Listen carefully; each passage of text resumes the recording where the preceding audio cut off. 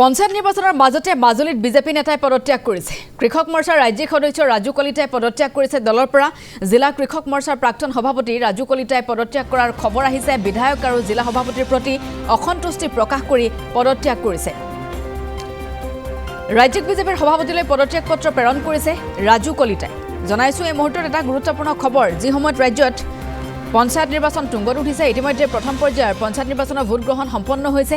আজি আকৌ পুনৰ ভোট গ্ৰহণ প্ৰক্ৰিয়া যেহেতু চলি আছে। ইফালে দ্বিতীয় পৰ্যায়ৰ পঞ্চায়ত নিৰ্বাচনৰ বাবে প্ৰচাৰ অভিযান তুংগত কৰিছে শাসকীয় পক্ষৰ প্ৰতিগৰাকী নেতাই। ঠিক তেনে সময়তে মাজুলীত এগৰাকী বিজেপি নেতাৰ পদত্যাগৰ খবৰ জনাইছো। কৃষক মৰ্চাৰ ৰাজ্যিক সদস্য ৰাজু কলিতাই এখন পদত্যাগ পত্ৰ প্ৰেৰণ কৰিছে। জিলা কৃষক মৰ্চাৰ প্ৰাক্তন সভাপতি হৈছে ৰাজু কলিতা। বিধায়ক আৰু জিলা সভাপতিৰ প্ৰতি অসন্তুষ্টি প্ৰকাশ কৰিয়ে পদত্যাগ কৰিছে। ৰাজ্যিক বিজেপিৰ সভাপতিলৈ পদত্যাগ পত্ৰ প্ৰেৰণ কৰিছে ৰাজু কলিতাই।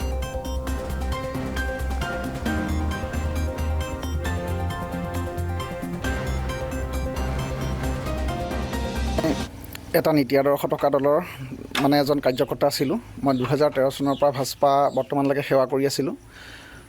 মই যি ধৰণে যি দায়িত্ব পাইছিলোঁ সেই দায়িত্ব মই সুচাৰুৰূপে পালন কৰিবলৈ চেষ্টা কৰিছিলোঁ। আপোনালোকে এইখিনি জানে।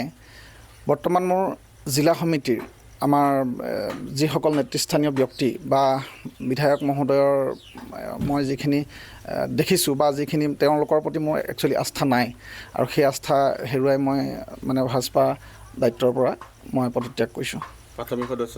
প্ৰাথমিক সদস্যত মই থাকিম, কাৰণ মই এই দলটো যথেষ্ট ভাল পাওঁ আৰু নীতি আদৰ্শ আছে। সেইকাৰণে মই প্ৰাথমিক সদস্যত থাকিম। মই 2013 চনত প্ৰাথমিক সদস্য লৈছোঁ। তাৰপিছত মই বৌথত কাম কৰিছিলোঁ। বৌথৰ পৰা গৈ 15 চনত মই পঞ্চায়ত সভাপতি যুৱ মৰ্চা, তাৰপিছতে 17 চনত মজদুৰ মৰ্চাৰ সভাপতি পাইছিলোঁ। খুব কম সময়ৰ ভিতৰত মজদুৰ মৰ্চা ভাগিছিল, জিলা সভাপতি পাইছিলোঁ। তাৰপিছত মই 17 চনৰ পৰা 24 ওচৰা-ওচৰিলৈকে মই জিলা কৃষক মৰ্চাৰ সভাপতি আছিলোঁ, আৰু বৰ্তমান কৃষক মৰ্চাৰ ৰাজ্যিক কাৰ্যনিৰ্বাহক সদস্য। বিধায়ক মহোদয়ৰ ওপৰত আক্ষেপটো কথাটো এনেকুৱা হ'ল, মই বৰ্তমান যিটো জেগাত আছোঁ, এই জেগাটো নতুনকৈ আহিছোঁ। ইয়াতে মোৰ 4 বছৰ 5 বছৰ প্ৰায় মানুহৰ হৈছে, মোৰ 4 বছৰ হৈছে। এই জেগাটোত বৰ্তমানলৈকে কাৰেণ্ট নাই। মইতো সমজোৱা কথা কিছুমানেই বিধায়ক মহোদয়ক অৱগত কৰোঁ। এই কথাটো যেতিয়া আজিলৈকে মোৰ ঘৰত যেতিয়া বিদ্যুৎ নাই, এজন বিধায়ক হৈ পেলাই তেওঁ যেতিয়া সেই বস্তুটো দেখিও গুৰুত্ব দিয়া নাই বা ক'লে যেতিয়া বেয়া পায়, গতিকে তেওঁৰ ওপৰত মোৰ আস্থা কেতিয়াও নাথাকে।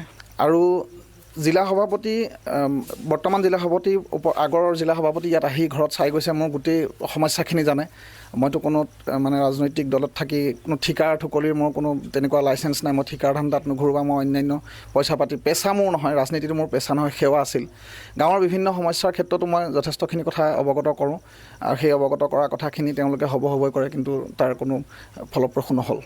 আৰু নিজৰ জেগাটো বা নিজৰ ঠাইখনৰ যদি সমাজৰ কাম কৰাৰ যদি ইচ্ছা কৰি পেলাই যদি আগবাঢ়ি গৈ যদি কৰিবই নোৱাৰি, আৰু যিখিনি মানুহ যে তহঁতি দায়িত্বত আছ, আজিলৈকে এই বিষয়টো এই কামটো কৰিব পৰা নাই, আৰু যেতিয়া তেনেকুৱা শব্দ এটা কৈ দিয়ে তেতিয়া আমাৰ বেয়া লাগে। আৰু সেইকাৰণে সেই দায়িত্বত থকাৰনো অৰ্থটো কি?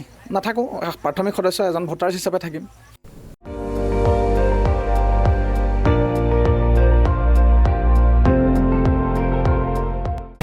আপুনি চাই আছে ND24, সৰ্বশ্ৰেষ্ঠ নহয়, সৰ্বোত্তমৰ দৌৰ।